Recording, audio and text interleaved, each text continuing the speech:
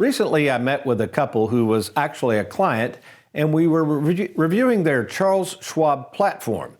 Now, in this example, they had quite a bit of money with Charles Schwab and were wanting to safeguard some of that money and were interested in something called a multi-year guaranteed annuity, which, as of the date of this recording, was guaranteed at about 5% for 5 years.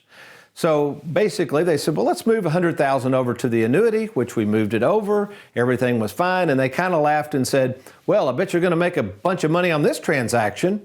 And I said, actually, Mr. Jones, we are not. So what I thought we would do, because again, our theme is our commission's a bad thing. What we're going to prove today is in this example, actually the commissions that were paid to us by the insurance company for the sale of this annuity actually cost less to the client than had we charged fees. So let's take a look at this example.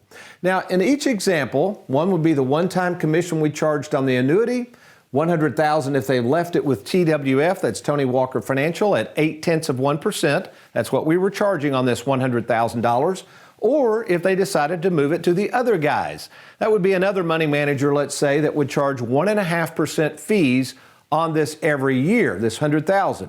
So also, too, by the way, we're assuming that each of us, the annuity, if we managed it, and also the other guys manage it, let's just assume that over the 5-year period, we all made 4% so we can understand the effects of these fees on this money. So the first year, you're going to see that we made 2.5% commission on this 5-year annuity. Now, granted, sometimes longer-term annuities pay us a much higher commission, but this $2,500 was paid to us by the insurance company. It did not come out of the client's pocket. Had they left it with us that year, we would have made $800. Had they moved that money to the other guys would have charged $1,500 that first year just to manage it. But let's kind of go through year 2. Notice the fees are going up because we're assuming the account balances are growing at 4%. Year 3, yep, we get more fees again. Yep, look at 1.5%, keeps going up. So again, the more you make, the more we and the other guys take. So let's kind of stop here and look at this. Notice that technically nothing has been taken out of the account. The $2,500 was paid directly to us by the insurance company, so the entire $100,000 at 4% interest was working for the client. However, in these two scenarios where annual fees are being deducted, those fees are taken right out of the $100,000. And although it's making money, money is having to be pulled from the account. So what we want to do is we want to, at the end of 5 years, say, okay, what would commissions, the effects have been on my money? What would fees have been? And what would these higher fees with the other guys have been? Well, let's take a look.